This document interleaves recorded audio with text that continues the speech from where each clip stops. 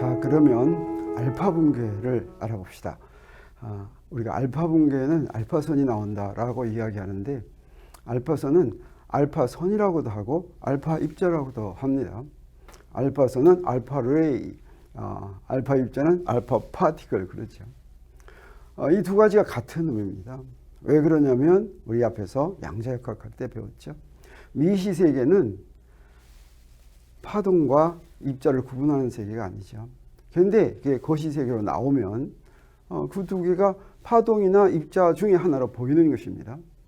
그래서 파동처럼 보일 때를 알파선이다 이렇게 부르는 것이고, 입자처럼 보일 때를 알파 입자다 이렇게 부르는 것입니다. 두 개를 바꿔서도 상관이 없습니다. 파동처럼 보이더라도 그냥 알파 입자 이렇게 부릅니다. 이제 미시 세계에 관한 한 물리에서는 용어가 일반화됐다, 확장됐다. 그렇지만 파동의 의미가 더 강조되는 경우는 그냥 보통 알파선 이렇게 부르고, 입자의 의미가 강조될 때는 알파 입자 이렇게 부른다고 생각하면 되겠어요. 둘이 큰 의미가 없다, 같은 것이다 라고 하는 것이죠. 그러면 이 알파선은 또는 알파 입자는 뭐냐면 그 안에 양성자 두 개하고 중성자 두 개가 같이 결합되어 있습니다. 이것이 바로 헬륨 원자의 원자 핵이죠. 헬륨 원소에. 그래서 여기 원자핵이 이렇게 있으면 이 네 개가 같이 떨어져 나오는 거, 그것이 이제 알파 붕괴고, 알파 붕괴가 일어나면 무슨 일이 벌어집니까? 질량이 네 개가 떨어져 나오니까 질량수가 넷이 감소합니다. 질량수 넷이 감소했다고 하는 것은 원자 번호가 둘 감소하고 또 중성자 수도 둘 감소했다 이런 뜻이 되겠죠. 그런데 우리 자연 방사선 중에 알파선, 베타선, 감마선이 있다고 그랬는데 그 중에서 제일 무거운 놈이 바로 이 알파선입니다. 그런데 이 세 개 중에서 투과력은 제일 작아서, 이 말은 무슨 얘기입니까? 물질하고 상호작용을 많이 해가지고 조금만 가더라도 흡수되는가 한다고 하는 거죠. 그래서 이 알파선은 얇은 종이로도 막을 수가 있는 그런 투과력을 갖고 있다라고 할 수가 있습니다. 그런데 이제 이런 알파 붕괴도 그렇고 또는 여러 가지 이제 핵에 의한 반응도 나오는 것을 이제 알았습니다. 마치 화학 반응처럼 핵에서도 원자핵끼리도 서로 충돌한다든가 합쳐지든가 해가지고 반응이 일어나는데, 일반적으로 이런 핵 반응이 있다면 두 핵종 A와 B가 모여서 반응한 다음에 두 핵종 C와 D가 이제 나왔다고 한다면, 이때 일반적으로 성립하는 법칙이 하나 있습니다. 그 법칙이 바로 Q값에 대한 것인데, Q값은 이런 반응 전과 반응 후의 질량 차이를 얘기합니다. 그래서 A와 B가 핵반응해서 새로운 핵종 원자핵 C와 D가 생성되었다고 할 때 Q값을 어떻게 정의하냐면 이렇게 정의합니다. 네, 여기 시작할 때 반응 전의 질량, 두 핵종의 질량에서 반응 후에 두 핵종의 질량을 뺀 것입니다. 질량 차이가 얼마나 나는가. 네, 그 뺀 것인데, 이런 핵반응이 진행될 조건은 어떤 거냐면 여기서 반드시 반응 전의 질량이 반응 후의 질량보다 더 커야지 된다. 이게 Q가 0보다 커야지 된다라고 하는 것이죠. 그렇지 않으면 이런 핵반응 자체가 일어날 수가 없다고 하는 것입니다. 그러면 이 Q값과 결합에너지, 각 핵종들의 결합에너지 사이는 어떤 관계가 있냐면, 우리 결합에너지를 이렇게 표시했죠. 여기 질량수가 A고 원자 번호가 Z인 핵종의 결합에너지는 어땠습니까? 무엇이냐면 그 안에 들어있는 양성자와 중성자들이 다 따로 있을 때의 질량에서 그 다음에 다 합쳐졌을 때의 질량을 뺀 것이죠. 그래서 요 너무 복잡하니까 간단히 저걸 갖다가 A라는 핵종의 결합에너지 BA라고 쓰고, 요 놈은 어떻게 하냐? 요 놈은 그냥 핵자들의 질량은 다 같다고 치고 A는 A라는 핵종의 핵자의 수라고 하고, 그 핵자의 수에다가 핵자 하나의 질량 에너지를 다 합한 거라고 하고, 요것은 그 핵종의 질량이다 이렇게 쓰기로 약속한다면, 이 식을 간단히 어떻게 쓸 수 있냐면 이렇게 쓸 수가 있죠. 이 식을 그대로 다시 쓴 것입니다. 이렇게 새로 한 것으로. 그래가지고 아까 Q값 구한 것에 그대로 집어넣어 보겠습니다. Q값 구한 것에 집어넣는다고 하는 것은 여기요, 질량 대신에 결합에너지와 핵자들의 질량으로 바꿔 쓰는 거죠. 그래서 요 결합에너지 질량은 이렇게 바꿔 쓰면 제가 이렇게 바꿔 쓸 수가 있겠어요.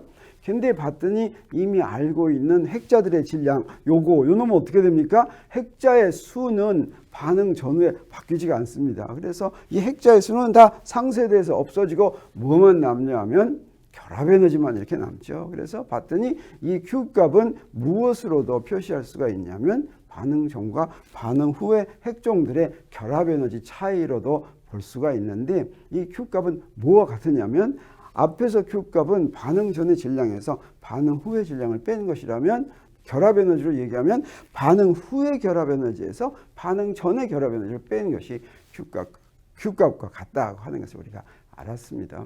자, 그러면 이런 반응이 일어나는 걸 알기 위해서 사실은 무엇과 연관이 되냐면 원자핵의 들뜬 상태와 연관이 되는데, 그것은 마치 우리가 원자에서 이미 공부했던 원자에서 선 스펙트럼이 나오는 것이 어떨 때 나옵니까? 근데 들뜬 상태가 있을 때, 바닥 상태가 있고 들뜬 상태가 있을 때, 들뜬 상태에서 바닥 상태로 내려오면서 뭔가가 원자의 선 스펙트럼이 나왔죠. 근데 그것과 비슷한 일이 벌어지는데, 근데 우리가 원자에서 이미 한번 다뤘기 때문에 원자핵을 이해하는데 더 쉬울 수도 있습니다. 단지 원자핵은 우리가 그 원자핵에서 일어나는 현상이 에너지가 너무 높아서 인위적으로 다룰 수는 없죠. 저절로 일어나는 걸 우리가 볼 수밖에 없습니다.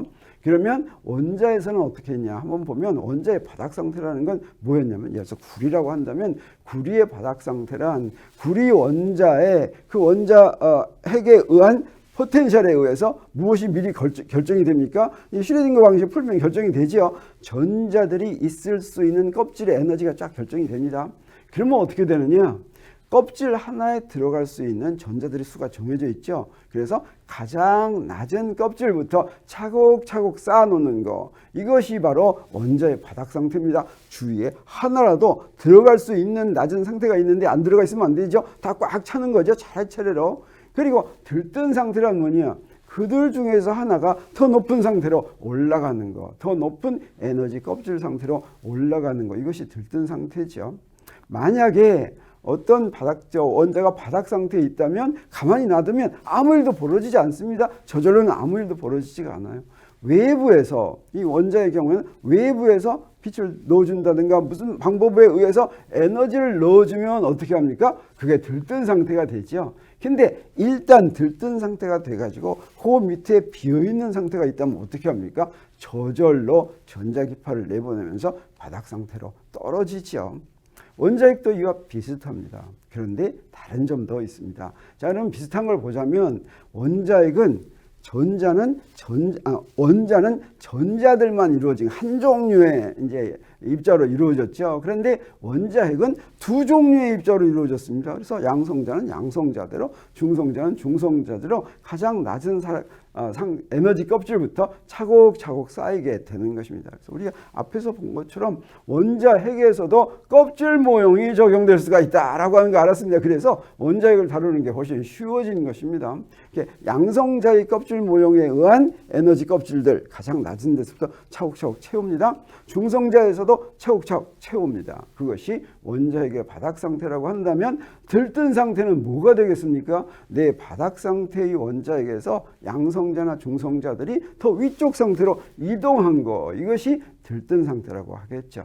인위적으로는 그렇게 만들어줄 수가 없습니다. 원자핵의 경우에는. 근데 어떨 때 그렇게 됐습니까? 맨 처음에 태양계가 만들어질 때 꽝꽝꽝꽝 하면 서로 부딪히고 이랬겠죠. 이럴 때 만들어진 게 아직까지 남아있는 게 있을 수가 있고, 또는 방사성 원소에서 알파 입자, 베타 입자, 감마 입자가 나와가지고 물질을 지나가면서 다른 원자핵 속으로 들어갑니다. 그러면 이놈이 자연 방사선에 의한 알파 입자, 베타 입자, 알파선, 감마선, 베타선이 안정된 원소의 원자핵에 들어가서 그놈을 들뜬 상태로 만들 수가 있습니다.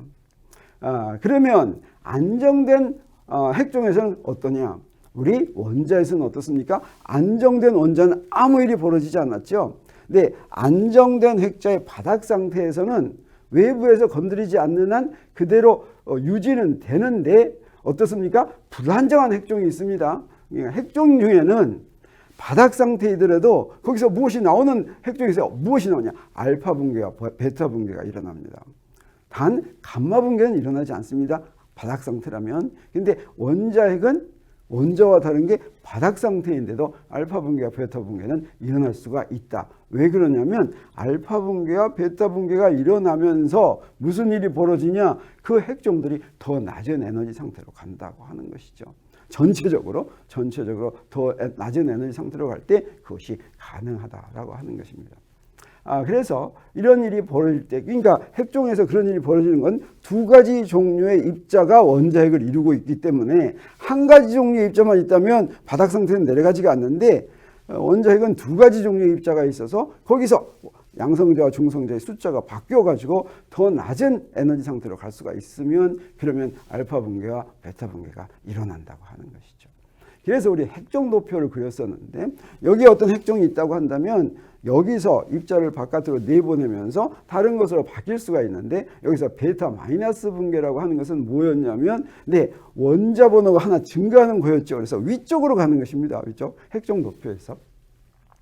그리고 이제 흔히 일어나지는 않지만 가끔 일어날 수가 있지만 뉴트론 붕괴, 뉴트론을 내보내면 어떻게 되겠습니까? 원자 번호는 그대로 있으면서 중성자 수만 감소하겠죠. 그래서 왼쪽으로 가는 게 되겠어요.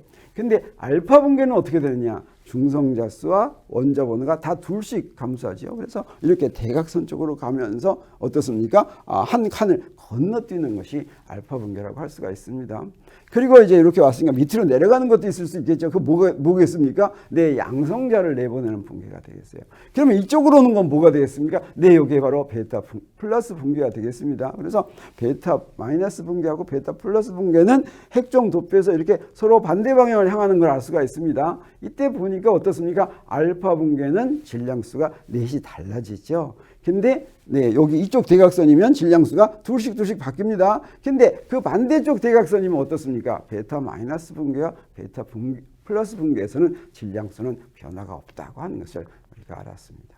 그러면 도대체 왜 알파 입자가 원자핵에서 같이 나올까 하는 의문이 있습니다. 그 이유는 뭐냐면 사실은 원자핵 안에서는 핵자들이 알파 입자 형태로 존재하고 있다고 하는 것을 우리가 알 수 있습니다. 그래서 핵종 도표에서 중성자만 따로 나온다든가 양성자만 따로 나오는 경우는 정말 없습니다. 그 경우는 중성자 수가 너무 많은 핵종 또는 양성자 수가 중성자 수하고 비교해서 많은 핵종 이런 데에서만 가끔 가다가 따로 나오지 대부분의 경우에 이 질량수가 변하는 것은 어떤 붕괴에 의한 것이냐면 알파 붕괴에 의한 것입니다. 우리 베타 붕괴에서는 질량수는 안 변하죠. 그래서 알파 붕괴에 의해서만 질량수가 변하는데 왜 그러면 알파 입자가 원자핵에서 꼭 같이 나올까? 그 이유는 뭐냐면 양성자 두 개와 중성자 두 개가 단단히 결합해서 존재하기 때문인데 그 이유가 있습니다. 그 이유가 뭐냐면 핵력은 어떻다고 그랬습니까? 짧은 거리 힘이라고 그랬죠. 두 핵자가 짧은 거리일수록 하고 조금만 멀어지면 작용하지 않죠. 그러면 어떨 때 가장 핵력이 강하게 작용하겠습니까? 두 핵자가 공간에서 겹치면 가장 큰 힘이 작용하겠죠. 그런데 무슨 일이 벌어지냐면 파울리 베타 원리에 의해서 우리 뭘 합니까? 동일한 두 입자는 겹치지 못합니다. 근데 동일한 두 입자라는 게 양성자라고 해서 동일하거나 그러지 않고 우리 앞에서 배웠어요. 양성자나 중성자 또는 원자에서도 전자가 동일한 두 입자라고 얘기할 때는 무엇입니까? 그것을 설명하는 4개의 양자수가 다 같아야 되죠. 근데 양성자와 중성자는 일단 여기에 동일하지가 않습니다. 그래서 양성자와 중성자는 겹칠 수가 있어요. 또 어떤 경우도 겹칠 수가 있느냐? 똑같은 양성자나 똑같은 중성자라고 하더라도 스핀 양자수가 다르면 스핀 양자수라고 하는 건 간단히 이렇게 상상하면 마치 팽이같이 도는 것인데 스핀 양자수는 두 값만 가질 수가 있죠. MS는 플러스 2분의 1과 마이너스 2분의 1 두 값만 가질 수가 있는데 그 두 개를 간단히 설명하면 뭐냐면 팽이인데 서로 반대 방향으로 도는 팽이다. 이렇게 이해할 수가 있습니다. 진짜로 팽이처럼 돈다는 뜻은 아닙니다. 이렇게 그래서 서로 뭐예요? 그 쌍극자 모멘트의 방향이 반대인 경우죠. 자, 이런 경우는 같은 공간에 중첩될 수 있어서 전체적으로 어때요? 4개가 양성자, 중성자 또 각각의 양성자와 중성자가 스핀이 반대면 이 4개는 같은 공간에 겹칠 수가 있어서 단단히 존재한다라고 하는 것이죠. 이렇게 존재했는데 도대체 알파 붕괴가 가능한 이유는 우리가 양자역학에서 보았죠. 그게 바로 무엇 때문이었습니까?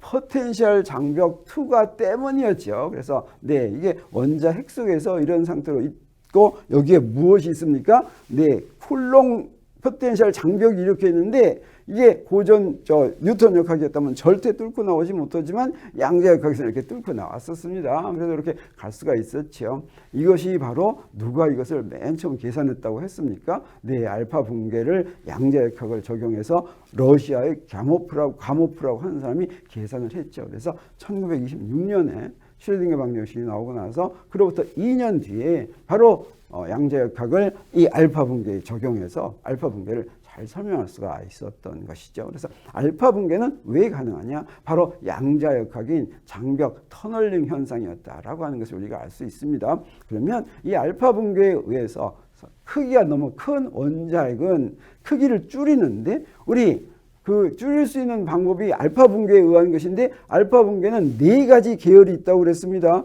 왜 그러냐면 알파 붕괴는 질량수가 4인데 질량수가 4의 배수가 되는 게 질량수 4배에다가 그거보다 하나 더 많은 거, 2개 많은 거, 3개 많은 거 이런 게 있었죠. 그래서 그 중에서 우리 4n 플러스 2 계열을 볼 것 같으면 어디서부터 시작해요? 자, 여기 이걸 갖다가 중성자 수라고 그러고 이쪽을 갖다 양성자 수라고 그러면 저 꼭대기 여기에서 시작합니다. 이게 뭐였어요? 우라늄인가 그랬죠? 우라늄 계열이죠. 근데 이건 너무 크니까 질량수 줄일 때는 어떻게 합니까? 네, 이렇게 알파 붕괴, 저 대각선 방향으로 이렇게 가죠.